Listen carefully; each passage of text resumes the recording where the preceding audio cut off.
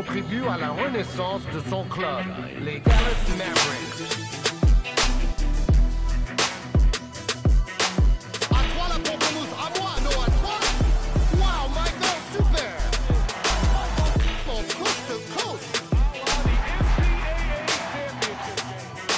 Get that, baby.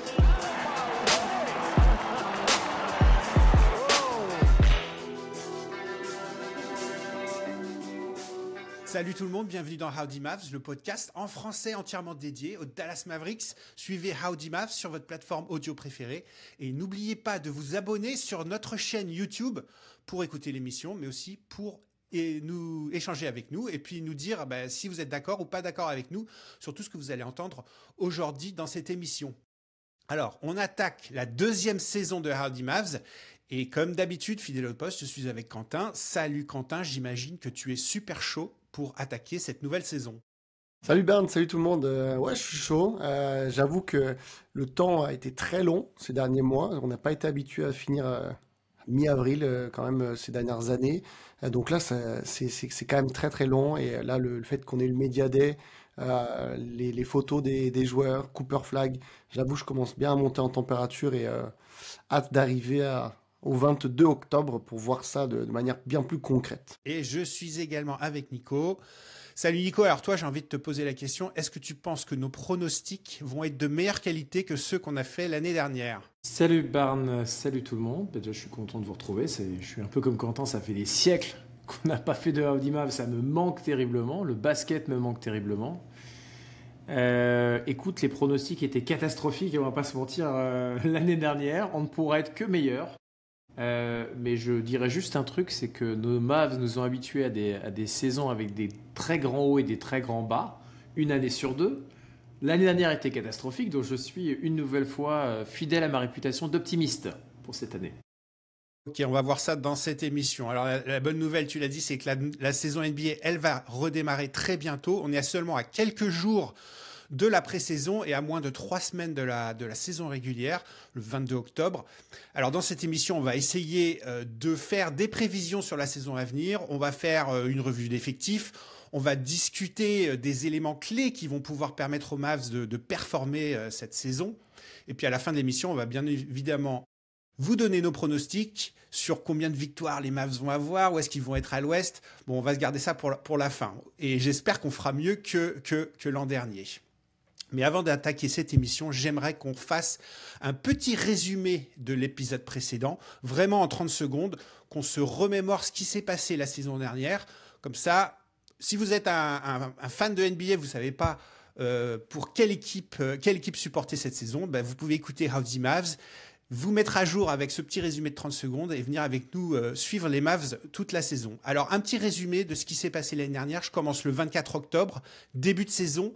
Les Mavs sont parmi les favoris à l'Ouest. Nous, on est super motivés. On se dit qu'ils ont une chance de gagner le titre. 25 décembre, blessure de Luka Doncic face aux Wolves. Là, ça commence à aller un peu mal. Le 2 février, les Mavs font le trade du siècle, envoient Luka Doncic aux Lakers et en échange d'Anthony Davis. Nico Harrison nous promet quand même une équipe win now, donc on se dit il y a quand même peut-être moyen. Le 8 février, premier match d'Anthony Davis face à Houston, 3 cartons de folie, puis il se blesse, il va finalement rater les 18 prochains matchs. 3 mars, Kyrie Irving se fait les croisés, c'est un peu la fin de saison pour les Mavericks.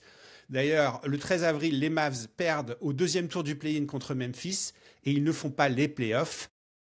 Mais du coup, ils vont aller à la loterie et le 12 mai, ils obtiennent le premier pick de la draft 2025 et le 25 juin, ils choisissent Cooper Flag avec leur premier pick. Donc là, vraiment, cette saison, ça a été les montagnes russes. On a démarré la saison avec énormément d'espoir.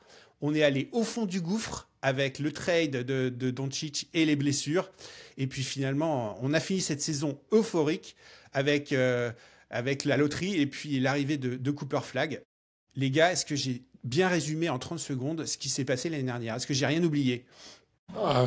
Oui, tu as fait les points les plus importants. Les 2 points vraiment qui, au final, si on devait résumer la saison à 2 points, c'est le trade et l'énorme coup de chance ou complot en fonction de quel team vous faites partie, qui vont dicter nos prochaines saisons, c'est-à-dire vivre dans une NBA où Luka Doncic n'est plus un Mavericks, et vivre dans une NBA où Cooper Flag est un Maverick. Et ça, c'est quand même une très bonne chose. Je ferais juste un truc, ma barre, c'est que tu as parlé des faits. Factuellement, c'est juste. Ce que tu n'as pas évoqué, c'est l'émotion. Parce que c'était quand même une année passée pleine d'émotions, de très haut et de très bas. Donc beaucoup d'émotions pour moi. De ce moment où, je me rappelle, mon Quentin était au fond du gouffre, pour finalement remonter peut-être pas au top niveau, mais en tout cas avec une grande joie avec l'arrivée de Cooper Flag chez les Mavs. Je pense que Quentin, là, Luka Doncic, il l'a encore un petit peu mauvaise, mais petit à petit, ça s'effrite. Non, je l'ai toujours très mauvaise. Vous en faites pas. Comptez sur moi pour continuer à militer pour Harrison out.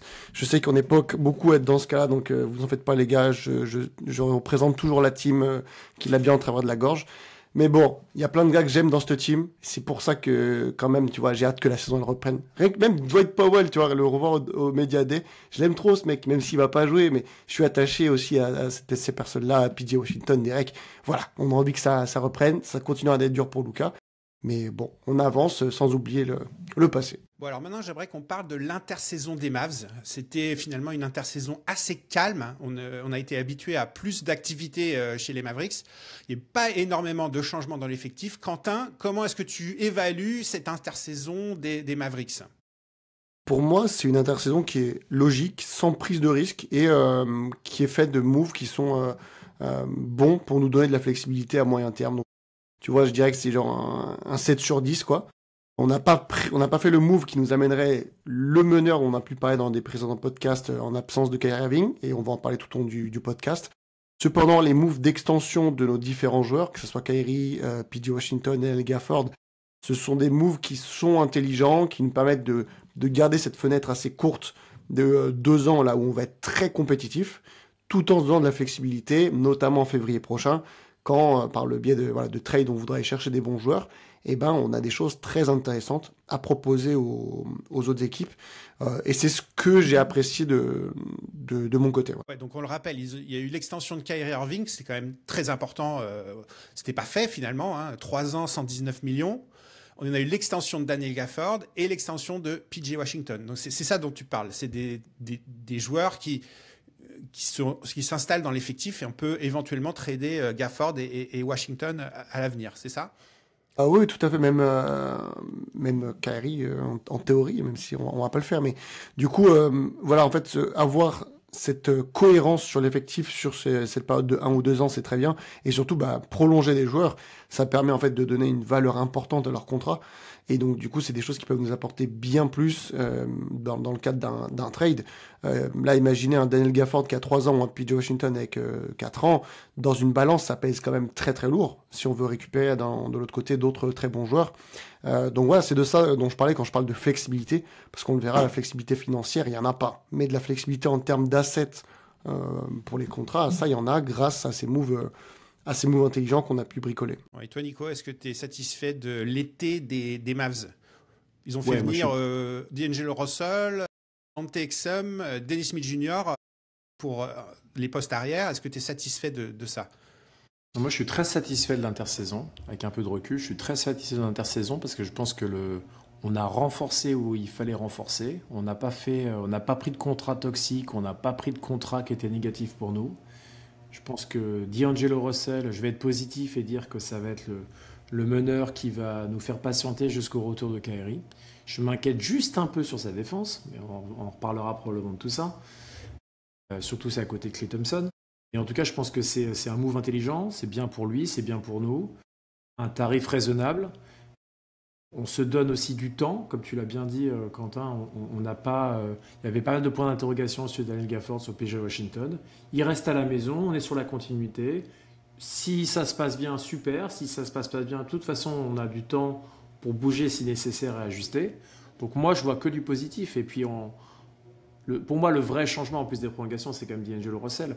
Et puis, il y a des petits bonbons acidulés, il y a des petites sucreries, tu vois, pour combler un peu la chose.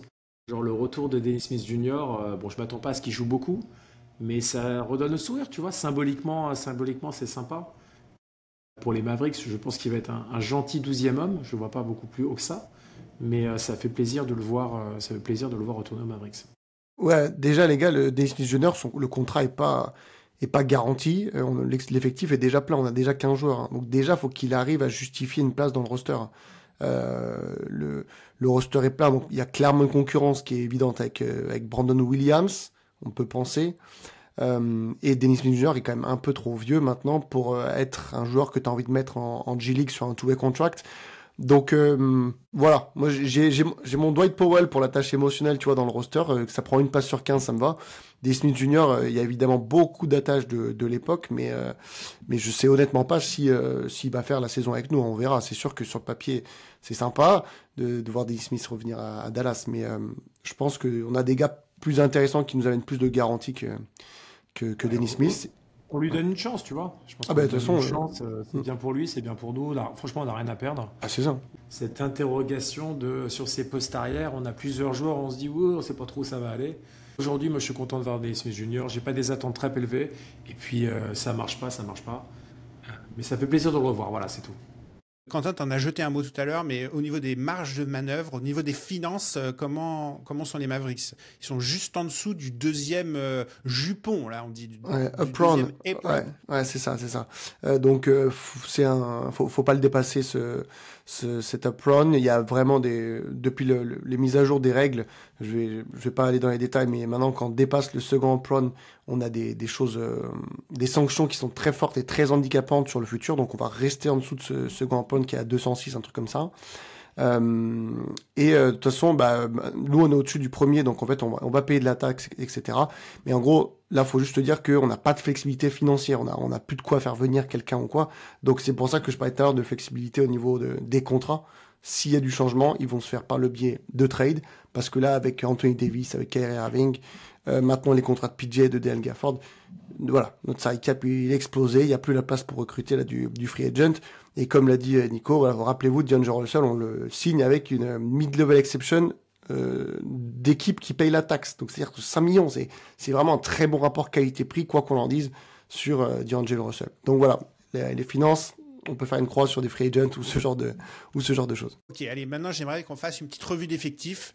Alors ma question, elle est super simple. Allez, je commence avec toi, Nico. Donne-moi, dans l'état actuel des choses, alors on va prendre en compte que Kyrie est blessé, hein. Quel est ton 5 titulaire pour démarrer la saison? 5 titulaires pour démarrer la saison, c'est assez simple. C'est D'Angelo Russell, c'est Klay Thompson, c'est Cooper Flagg, c'est Anthony Davis et c'est Derek Lively. Les lignes arrière, c'est assez simple, hein. Je pense que je n'ai pas besoin de 50 explications. D'Angelo Russell, meilleur meneur aujourd'hui dans l'effectif, valide évidemment. Klay Thompson ne sera pas sur le banc et je pense qu'il va s'imposer en poste 2. Il va pouvoir artiller comme un coquin cette année, on l'attend là-dessus. Cooper Flagg, je n'imagine pas le voir sur le banc, personne ne l'imagine sur le banc, il doit débuter, c'est une logique. Anthony Davis, je suis toujours partagé, moi je préfère toujours le voir en poste 5, je sais qu'on est plusieurs dans ce cas-là, mais il est têtu comme une mule le garçon et il veut jouer poste 4. Et en plus de ça, de toute façon on a beaucoup trop de poste 5 pour le faire jouer, en tout cas au départ des matchs, en poste 5. Donc naturellement, c'est soit Derek Lively, soit Daniel Gafford. Je préfère, moi, Derek Lively, mais franchement, ça va être une concurrence, à mon avis, toute l'année entre les deux, à se tirer la bourre sur qui va être le pivot titulaire. Je préfère Lively, qui a l'air tout souriant et en bonne santé et prêt à passer un palier dans cette année, mais après, Gafford me m'ira très très bien. Voilà, en tout cas, c'est ce que je verrai moi en tant que 5 titulaires. Entre je voulais rajouter un dernier commentaire. Je suis ravi qu'on parle de jupon dans Audi Mavs et j'ai l'impression qu'on adresse notre public canadien en essayant d'utiliser des termes comme le jupon. Voilà, en tout cas, vous apprenez des choses en nous écoutant, c'est important. Voilà. J'avais traduit tablier et en fait, c'est pas tablier, je crois que c'est jupon. Enfin bon, bref. Non, mais il faut donner de l'amour à nos Québécois, donc c'est très bien, je suis ravi. Ouais, et Quentin, t'es d'accord avec Nico, là, ton 5 de départ? Globalement, oui, le 5 de départ, c'est toujours bien pour faire des discussions comme on est en train de faire, des discussions entre fans, alors qu'on sait qu'au final, l'important, c'est les 5 qui terminent les matchs. Donc, je suis assez d'accord avec Nico. Le 5 de départ, il y aura AD en poste 4 et du coup, un poste 5 titulaire, donc Lively ou Gafford. D'accord avec Nico là-dessus. Moi, honnêtement, ça me fait chier que P.J. Washington, il sorte du banc, mais Cooper Flagg ne peut que starter, c'est obligé. 4 ans, un contrat de 4 ans, 89 millions de dollars, et il sera sur le banc. Est-ce que ça a du sens? Oui, ça a du sens, parce que de l'autre côté, c'est Cooper Flagg, c'est genre l'un des top top 5 prospects du 21e siècle en premier choix de draft, tu vois. Donc, il doit être premier, enfin, il doit être starter, pardon. Après, c'est pas mon 5 idéal. Mon 5 idéal, il est évidemment composé de AD en 5 et de PJ et Flag sur le terrain, avec un Klay Thompson et un Kyrie Irving. Juste, au niveau du meneur, et Jason Kidd l'a dit lors du Media Day, il n'y a pas de place arrêtée au niveau des starters et il y aura concurrence lors du Media Day. Je m'interroge sur le fait d'avoir, ce qu'on va dire dans 2-3 mois, au niveau de Dante Exum et de D'Angelo Russell. Je pense qu'il peut y avoir match. Je suis d'accord sur le papier, D'Angelo Russell, t'as envie de le mettre titulaire. Je pense que c'est le cas. Mais je veux dire, Dante Exum nous a montré des trucs quand même assez intéressants les dernières saisons à Dallas. Donc je mets juste peut-être que dans 2 mois, et ben en fait c'est Exum qui est plus efficace que D'Angelo Russell et qu'on a envie de voir titulaire. Juste voilà, D'Angelo Russell pour moi n'a pas de place, et je pense qu'il le sait, il n'a pas de place de titulaire garantie. En attendant Kyrie Irving, il va falloir qu'il prouve qu'il la mérite. Même si en l'état, voilà, logiquement on pense que ça devrait être lui qui l'a, je dis. Et puis peut-être que défensivement aussi, tu as un peu commencé à en parler tout à l'heure, Nico, mais défensivement, Russell Thompson, est-ce que finalement, Exum Thompson, ça peut pas être un peu plus défensif, surtout sur les lignes extérieures? C'est clair qu'une ligne arrière avec D'Angelo Russell et Klay Thompson, on a ouvert les portes en très grand. Hein. Comme dirait Jack Monclar, c'est les portes du saloon. Là. C'est vraiment ouvert en très très grand. Ça fait un peu peur défensivement. Hein. Et c'est pour ça qu'à mon avis, Naji Marshall va avoir un rôle important sur la ligne arrière à jouer, parce que c'est le seul vraiment, je vois, avec des capacités défensives importantes sur les postes 1 et 2. Après, on va avoir besoin de création. Hein. Je veux dire, le truc était quand même marquant sur la fin de saison, lorsque Kyrie Irving n'était pas là, c'est qu'est-ce qu'on était en galère à la création. Et c'est le premier truc que moi j'attends de D'Angelo Russell. Et là, il est beaucoup plus performant même que Dante Exum. C'est quand même un super créateur de jeu. Et il va pouvoir mettre Cooper Flag, Lively, Gafford, Anthony Davis normalement dans des bonnes situations. Et même Klay Thompson, qui pareil n'est pas du tout un créateur, qui va être un finisseur. Si on veut avoir le Klay Thompson qui fait du catch and shoot, ça viendra par un bon jeu de passe. Et je pense que D'Angelo Russell est pour moi le meilleur créateur. Je vois qu'on a un point de désaccord, le premier de l'année 2025, nouvelle saison avec Non, c'est le... Dante Exum super haut.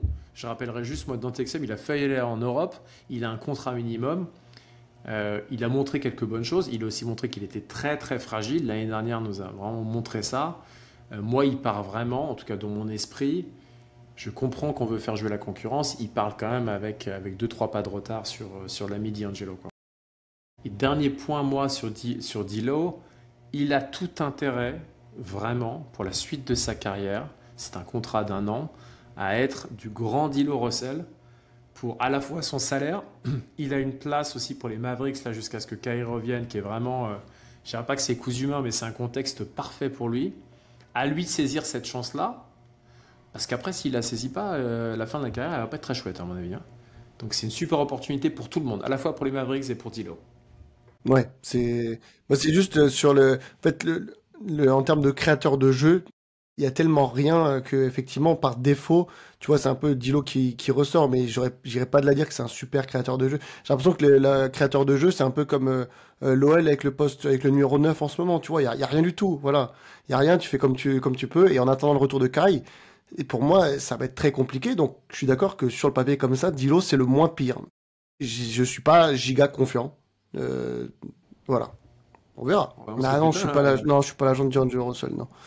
Mais ouais, c'est plutôt. Pas nulle part. Moi, une nouvelle fois, par rapport à tous les joueurs qu'on avait disponibles et qui étaient financièrement réalisables avec ça, on est d'accord. Pour moi, c'était le meilleur choix. Ça, on est d'accord. Ouais, le rapport qui a été pris reste très bien, donc sur ça, on est d'accord. Bon, allez, parlez-moi un peu du banc aussi, les gars. Donc, qui c'est que vous voyez en sortie de banc? Il y a un banc assez profond, hein, quand même. Énormément de joueurs, là. Qui c'est que vous voyez en 6e, 7e et 8e homme? Quentin? Clairement, Naji Marshall, je pense qu'on est tous d'accord là-dessus. Et puis, avec la line-up qu'on a donnée, PJ Washington, qui sera évidemment un joueur qui aura pour moi plus de minutes qu'un Klay Thompson, qu'un D'Angelo Russell, mais il sortira probablement du banc. Il y aura l'autre pivot, celui qui ne starte pas. Mais on va se retrouver, les gars, dans l'embouteillage dont on parlait l'an dernier. Parce qu'en fait, au bout de quelques minutes, le pivot sortira, AD passera en 5. avec PJ qui rentre.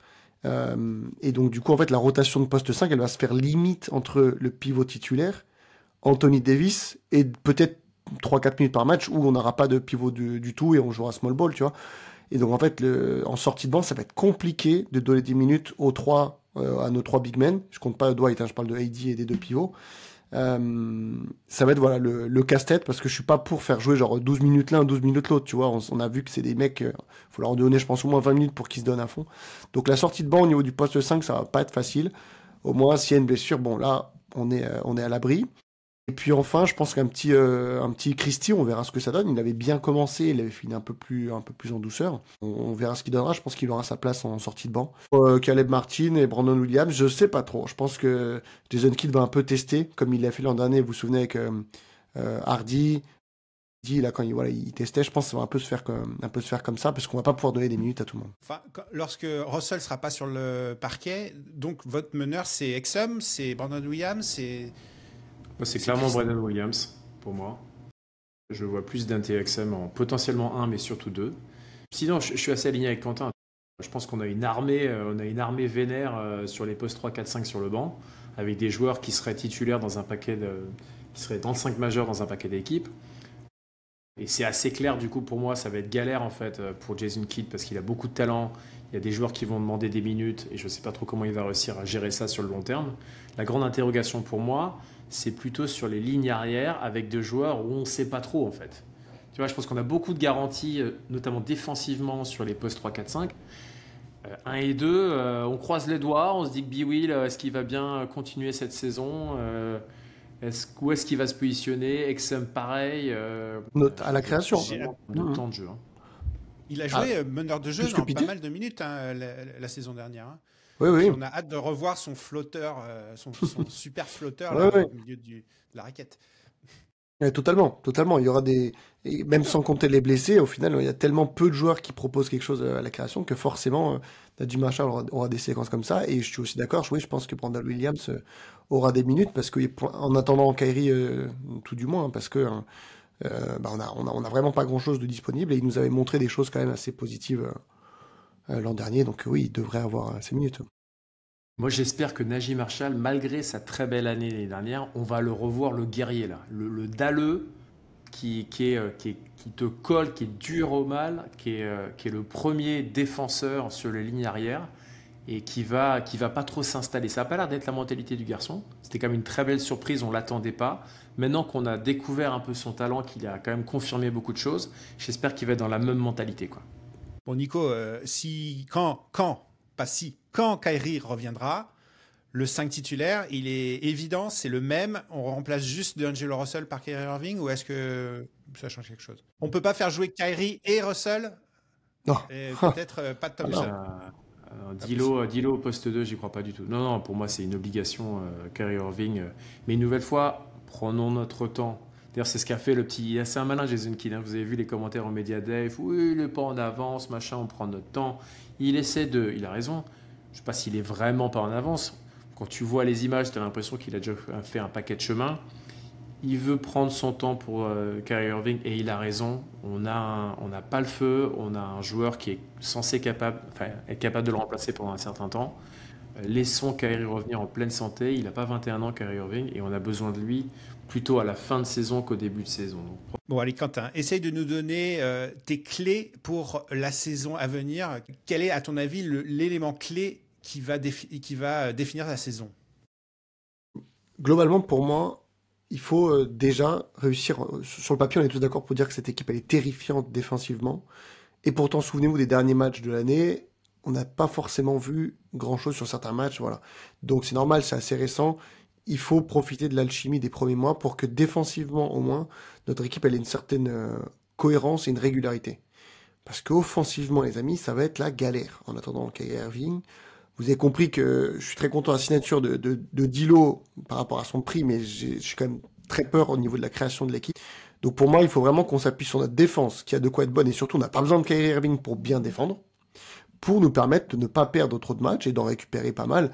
Mais honnêtement, je pense pas faut pas viser les 50% en l'absence de Kyrie Irving, je pense. Dans la conférence Ouest, Tu vois pas les Mavs à 50% de victoire non, avant le retour de Kyrie Irving. non, non, non, non. Et je signe. Donc potentiellement, avant le retour de Kyrie Irving, les Mavs ne seraient pas dans le play-in ou seraient peut-être Ne sont, limite Tu play-in, quoi. ne as sont refait le pas. dernier match de play-in, tu as refait le match contre Memphis, on se fait dézinguer là. Tu l'as refait Ah, là. oui, oui, celui-là, je l'ai bien vu. Oui. En fait, non, mais non, vraiment, en fait, c'est la conférence Ouest aussi, on va pas se mentir. Hein. Si on était à l'Est, je te dis que oui, on les a les 50%. Mais quand tu regardes la conférence Ouest, le nombre d'équipes que je mets déjà au-dessus de nous sans Kyrie Irving, et le nombre d'équipes qui, selon moi, peuvent être au-dessus, c'est parce qu'il y a moins que ça se goupille bien, les 50% vont être chauds, je pense. On est dans une division, on affronte 4 fois San Antonio, 4 fois Houston, 4 fois Memphis. Voilà. Donc pour moi, la clé, c'est d'instaurer défensivement, d'être au moins très cohérent sur la défense. On va avoir genre 4 mois, 3 mois avant le retour de Kyrie Irving, pour qu'en fait, défensivement, on soit déjà là et on soit bien prêt pour quand il revient. Et après, quand il revient, bah voilà, l'attaque se met en place d'une manière bien plus belle, on va dire. Et là, on peut viser une place et aller essayer d'aller tâter le top 6 si possible. Mais je pense que ça va être compliqué. Je pense qu'on va prendre du plaisir avec cette équipe parce qu'on va s'y attacher. Mais on va avoir des matchs, je pense, très galères parce qu'on attend Kyrie, parce qu'offensivement, ça sera moche. Et on aura du mal à trouver des solutions. Nico, mon petit doigt me dit que t'es pas complètement d'accord. Oh, t'es un petit peu plus optimiste que Quentin, du coup. Oui, déjà parce que je suis un grand optimiste, déjà, ça contribue déjà aussi à ça.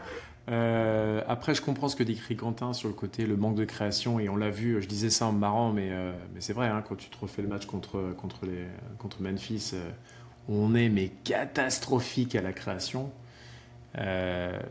J'espère quand même qu'avec D'Lo, avec Cooper Flag, on va avoir un peu plus de fluidité dans le jeu.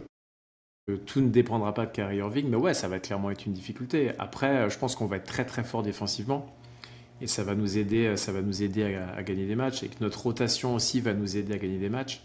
Je suis plus optimiste, je ne vais pas dévoiler tout de suite là, le nombre de victoires annoncées, on se garde ça pour la fin, mais je suis quand même plus optimiste que Quentin, je me vois au-dessus des 50%.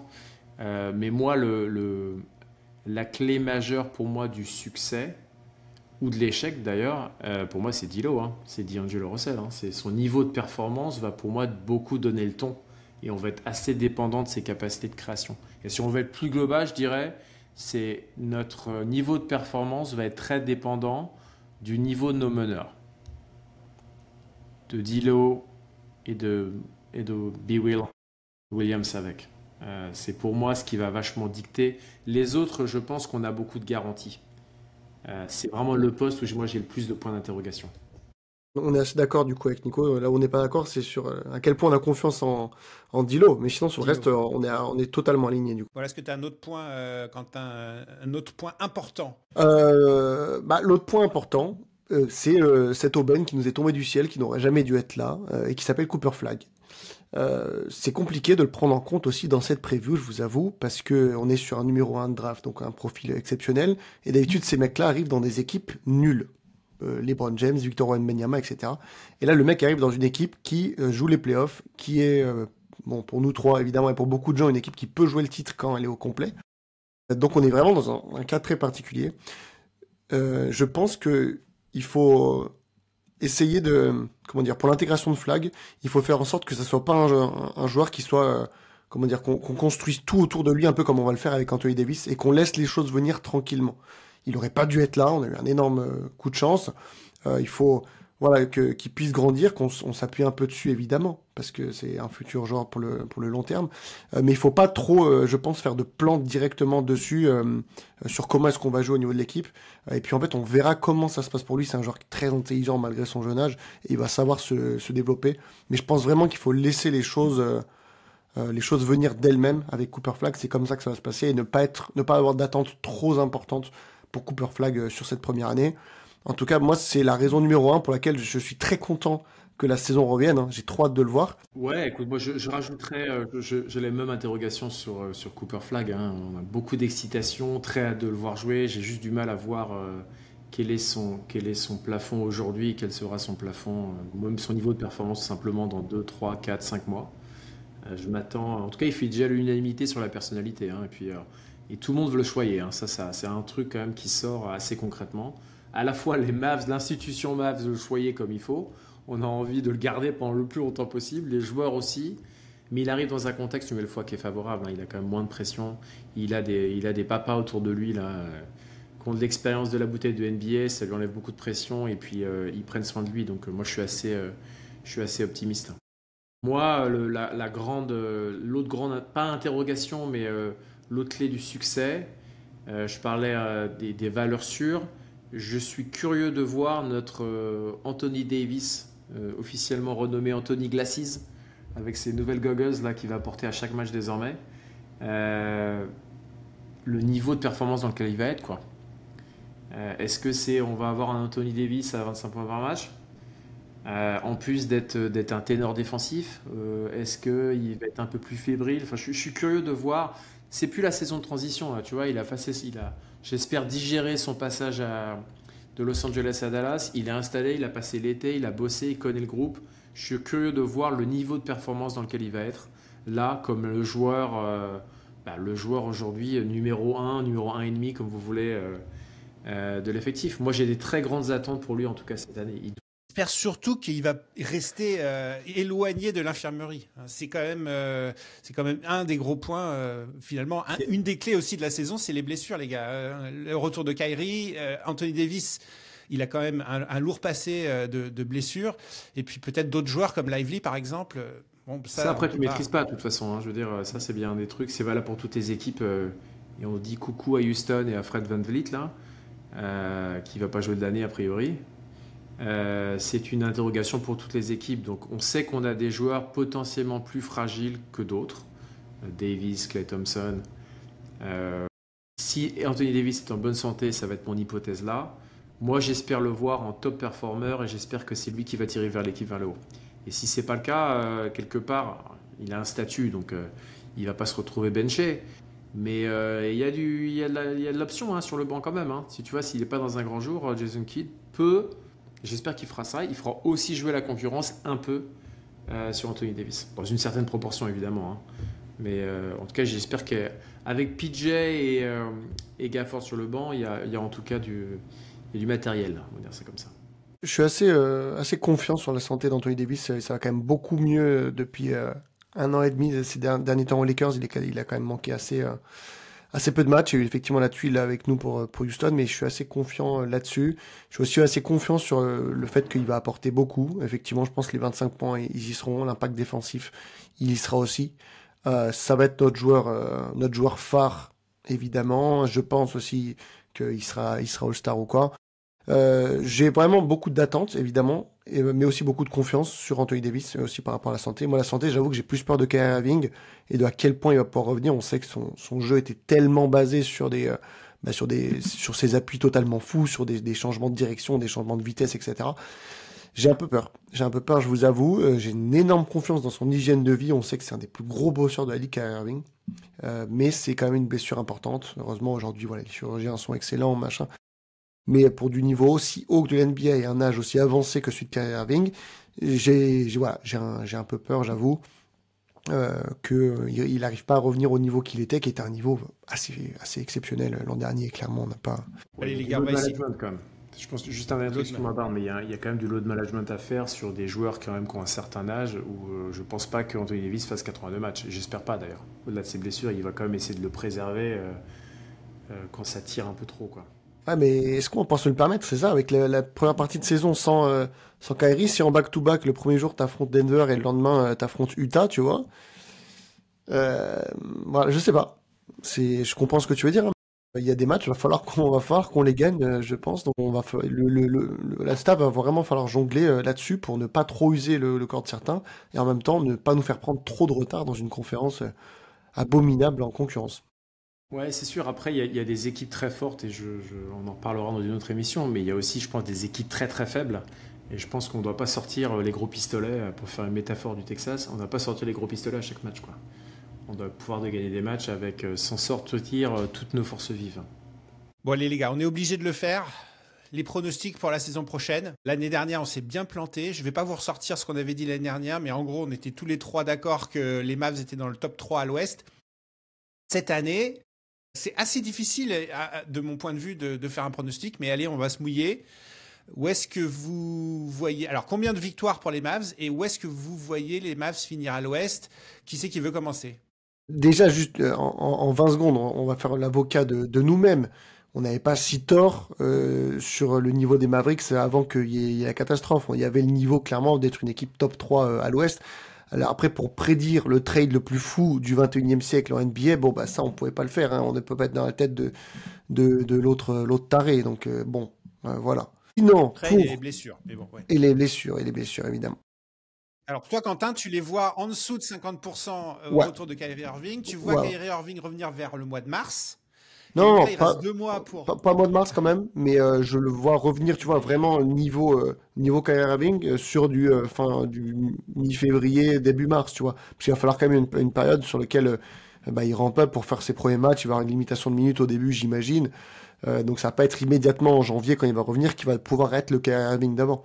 Donc c'est pour ça que pour moi, on sera pas en positif au retour de Kyrie Irving. Et évidemment que j'espère me tromper, les amis. Et que du coup, avec le temps que Kyrie revienne, et la conférence Ouest que je trouve vraiment très forte, et on pourra en parler, j'ai fait un peu la liste de nos rivaux, ouais, je nous vois à la fin de l'année à 41 ou 42 wins. 42 wins, d'accord. Et la position à l'Ouest, du coup? 8e, du coup, au milieu? Ouais, c'est ça. D'accord. Play-in. C'est ça. C'est ça. Mais je sais que c'est pas... l'équipe que personne ne veut rencontrer.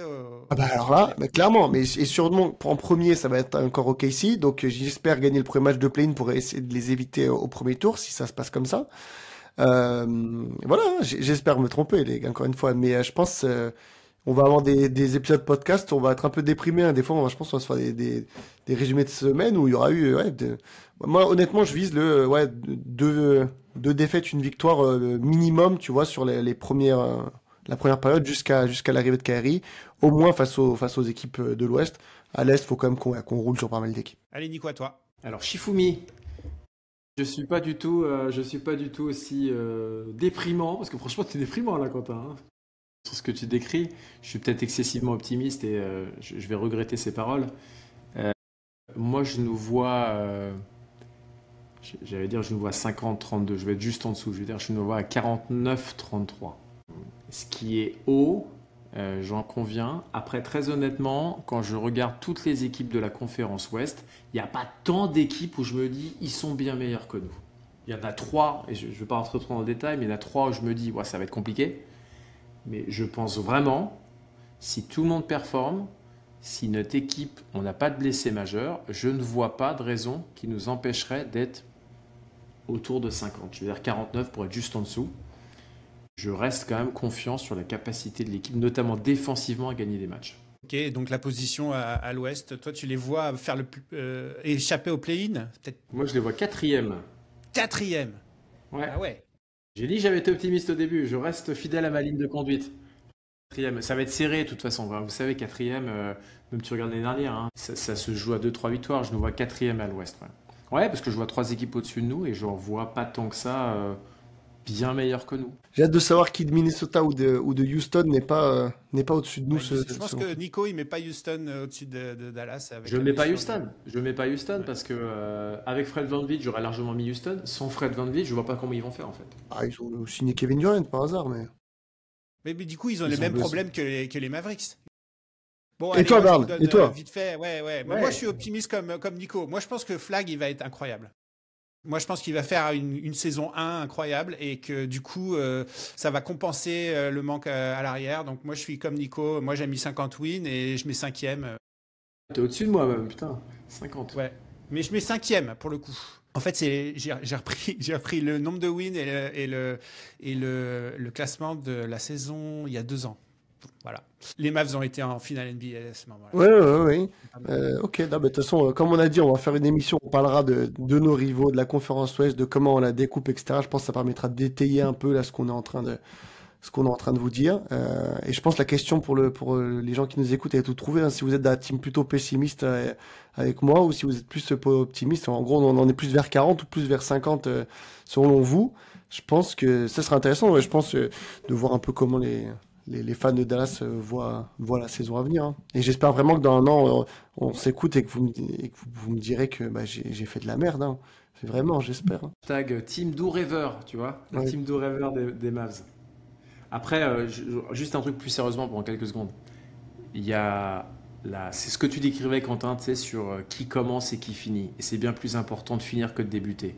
C'est la même chose sur la saison régulière et les playoffs. C'est bien d'être bon en saison régulière. La réalité, c'est on va essayer de se positionner le plus haut possible, mais ça va quand même se jouer en playoff avant tout. Donc, même s'il termine sixième, moi, évidemment pas huitième parce que là, ça va être compliqué, mais même sixième, tu as une place, tu es en playoff et après tout peut se passer. On l'a vu plein de fois. C'est ça, c'est juste qu'il y aura. Je pense vraiment, par contre, ça, je mets la pièce là. Le plus gros affrontement du premier tour des playoffs Est et Ouest réunis, c'est les adversaires de Dallas et Dallas. Parce que ça va nous faire, enfin vous l'aurez compris vu que je nous mets huitième, ça va nous faire un truc du genre OKC, Denver, Houston, un truc comme ça contre Dallas et ça va faire une première série vraiment, vraiment folle. Toi, tu mets OKC premier à l'Ouest. Non, bah oui, ils seront premiers à l'Ouest, mais j'espère pas les taper, non. Les gars, c'est la prochaine émission. On Ouais, va mettre ça pardon. pour la prochaine fois. Vous êtes en train de tout dévoiler, nos pronostics pour la prochaine émission. Allez, Tease, je vous fais on des tease. petites questions là pour terminer l'émission, des petites questions en rafale. Vous me répondez très rapidement. La première, c'est Anthony Davis jouera plus de 50 matchs dans la saison. Nico, Absolument. Et je pense qu'il va faire une grande saison. Je dis pas une saison de MVP, mais il va faire une énorme saison. Quentin, Oui, 50 oui, matchs. j'ai confiance sur sa santé. Il fait plus de 50 matchs. Ok, D'Angelo Russell sera le deuxième meneur qu'il nous faut pour épauler Kyrie. Quentin. Non. Si un deuxième meneur, on a vu avec Jalen Brunson, Luka Doncic, on l'a vu avec Kyrie Irving, Luka Doncic, il nous faut quelqu'un qui soit d'une bien meilleure qualité. Donc je maintiens, on a un embouteillage au poste 5. Il faut faire un trade si on en a l'occasion. On a bien fait de pas se précipiter cet été, mais à la trade deadline par exemple, s'il y a des choses à faire, s'il y a des joueurs très intéressants à faire, il faut prendre le risque et faire le move pour faire venir un vrai deuxième très bon porteur de balle. Et là, vraiment, je pense qu'on aura une équipe très, très, très, très solide. Donc non, je n'espère pas que D'Lo sera le deuxième meneur, sinon c'est très décevant pour moi. Nico, d'accord? T'es d'accord? Non. Non. C'est D'Lo, notre point de discorde, c'est D'Lo avec Nick. Non, C'est D'Lo, le D'Lo, point de D'Lo, enfin, si la question c'est est-ce que D'Lo et Kyrie Irving, la réponse elle est simple, hein. Évidemment que c'est pas Kyrie Irving. Est-ce qu'il est capable d'apporter de la création à un niveau solide pour aider les Mavs à fluidifier le jeu, à marquer des points et à faire des passes? Pour moi, la réponse est oui.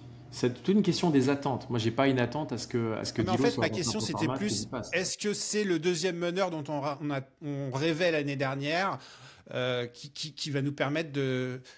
Moi, je suis un mec du présent, tu vois. J'aime pas m'arracher les cheveux sur le passé. Je dis qu'aujourd'hui, il est au Mavs, c'est le choix qu'on a fait. Je veux voir ce qu'il veut faire. C'est ça qui m'intéresse. Après, ce sera un bon choix, pas un mauvais choix, on verra bien. Moi, je pense que c'est un bon choix. En tout cas, c'était le plus raisonnable et le plus talentueux. Pour commencer la saison, comme on disait, on a la flexibilité. Si on doit changer, on peut changer. Si on doit faire un trade, on fera un trade. Laissons 3 mois, 4 mois, voyons comment ça se passe. Et puis si on doit bouger, on bougera. Mais je préfère en tout cas ça à bouger direct, tu vois. Mais on est d'accord là-dessus. Nico, qui ne sera plus un Maverick à la trade deadline, hein. Et ne me dis pas Laquelle? Jaden Hardy, Là, mais un joueur majeur qui ne sera plus un Maverick à la trade deadline. Hardy, non. Non, blague. Non, justement, je te dis pas. Je déconne. Gafford. Gafford. Gafford parce que je pense pas que ce sera jouable sur le long terme cet embouteillage des big man. Ça va poser trop de problèmes en fait. Quentin? Gafford ou Lively. Oui, c'était un des débats qu'on avait eu là aussi. On a déjà eu le débat dans un précédent. Non, mais Lively, il faut le garder, podcast, Quentin, parce que il est dans le même calendrier que Cooper Flag. Et donc non, pour moi, il faut garder Lively absolument. Bref. Mais on parle pas, ça n'a pas du tout la même valeur un Gafford ou un Lively. Si on a une proposition d'un joueur d'une très très bonne qualité qui s'inscrit parfaitement dans l'équipe et qu'en échange il faut donner Lively avec AD plus Gafford et donc cette vision à 2 ans là pour avoir une équipe solide, oui, je fais le trade, mais qu'on soit bien d'accord, je les mets pas sur vraiment. J'ai pas de. Il faudrait que je vous cherche un exemple, tu vois, mais c'est pas du tout le même type de joueur que tu vas chercher en donnant Lively ou en donnant Gafford. Si il y a un joueur qui mérite qu'on échange Lively en échange, moi je fais le trade parce que regardez la prise de risque qu'on a fait pour faire venir Kyrie, à quel point ça a bien marché avec Luka. Ouais, s'il faut. Et je pense, même si je le déteste, que l'autre, là, il fera le trade s'il faut le faire, parce que il sait que ça pourrait nous faire aller très très loin. Ça, c'est une certitude. Si le move, mais ça a intérêt à en valoir la chandelle. Hein. Tu as intérêt à envoyer du très très lourd pour compenser le départ de notre joueur qui fait 7 pieds 3, Pic de 2 mètres draft et 20 tout. maintenant. Tout à fait. Quentin, Cooper Flag sera All-Star pour sa saison rookie. Alors, je dirais globalement non, parce que vous l'avez compris, on n'aura pas pour moi un bilan positif au moment du All-Star Game, et donc on n'aura qu'une personne qui ira, et ça sera Anthony Davis. Cependant, je tiens à noter qu'avec le nouveau format, donc pour ceux qui savent pas, il va avoir un format qui va avoir 2 équipes USA et une équipe World, avec 8 joueurs par équipe. Ce qui, et je trouve ça un peu dégueulasse, donne 16 membres à l'équipe, 16 américains et 8 européens, 8 non-américains. Les 8 non-américains, ça va être dur de faire un choix. Je vous laisse déjà, là de tête, vous pouvez direct les trouver. Shai Gilgeous-Alexander n'est pas américain, pour rappel. Les 16 américains, putain, il y en a, j'ai essayé de faire la liste. Alors, ok, il y en a 8 qui viennent facilement. Mais le reste, il va y avoir des nuls, des nuls, vous m'aurez compris. Donc, il y aurait la place pour Cooper Flag, et si on est bien classé et que nous fait un bon début de saison, franchement, il peut avoir la place. Mais vous l'aurez compris, c'est le bilan, pour moi, qui fait qu'il n'aura pas sa place au All-Star Game. Après, il sera au All-Star Weekend, évidemment, parce qu'il va faire le Rising Star, etc. Clairement, il sera All-Star pour moi. C'est une certitude qu'il sera All-Star. Il sera All-Star pour les attentes qu'il génère. Il sera All-Star parce que le vote du public, parce que tout le monde va vouloir le voir. Et il sera All-Star aussi pour ce que tu viens de décrire, Quentin, qui est le nouveau format qui favorise, avec beaucoup de guillemets, ou pas tant de guillemets que ça d'ailleurs, les joueurs américains. Donc pour moi, il sera très clairement All-Star. On rappelle que les votes du public, c'est que les titulaires. Donc c'est pour ça que je sais pas si ça va être un peu juste pour être titulaire, parce que les remplaçants, c'est les coachs qui choisissent. Et donc c'est pour ça que je le vois pas être choisi par des coachs si on est mal classé, parce que effectivement, si c'était que au vote du public, j'avoue que là, il serait plébiscité. Mais on verra, parce que 16 Américains, bon, il peut vite prendre une des places là-dedans. Je m'attends, et j'espère pas me tromper d'ailleurs, je m'attends à une Cooper Flag mania des médias cette année, sur les premiers mois, qui vont l'amener gentiment à être sélectionné au All-Star Game. Nico, Kyrie Irving reviendra aussi fort que l'an passé. Ça dépend ce que tu appelles aussi fort. Je vais le formuler, réponse de Normand. Il va être fort en play-off. Okay. Je pense qu'il va falloir lui laisser du temps pour redémarrer gentiment en saison régulière, et c'est très bien comme ça. Quentin, c'est difficile à répondre à cette question. Et j'espère vraiment me tromper. Qui sera le meilleur marqueur de l'équipe, Quentin? AD, assez logiquement pour moi, mais du coup ça m'a mis une autre question. Vous voyez Cooper Flag à combien de points de moyenne, vous, environ? Parce que AD, je pense, on est à peu près d'accord. Il va faire ses 24, 25 points de moyenne, j'imagine. Cooper Flag, j'ai du mal. Moi, je me dis qu'un 17, ça serait déjà une très belle performance pour un rookie. Mais souvenez-vous, Luka, on se disait 14, 15 points de moyenne, ça serait bien. Et au final, il est fini à 20 pile poil de moyenne. J'avoue que j'ai du mal un peu à placer Cooper Flag. Dans une équipe nulle, il serait évidemment très haut. Mais là, je sais pas trop ce que ça a donné.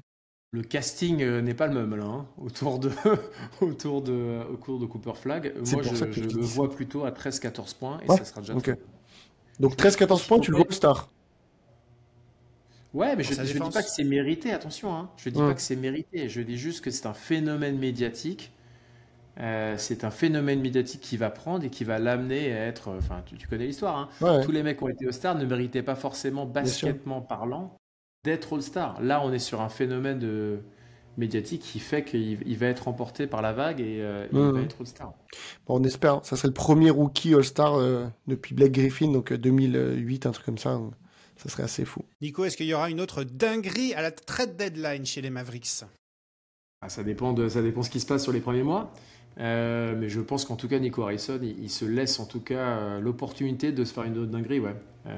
Il ne l'a pas faite là. Il a joué la continuité, mais je m'attends, si nécessaire. Et ça faut qu'on qualifie dinguerie, tu vois, mais je pense que c'est normal qu'il se laisse une place pour bouger. Et tu as raison, Quentin, notamment au poste de meneur. Si ça ne se passe pas aussi bien que j'espère avec D'Lo, il va devoir bouger de toute façon.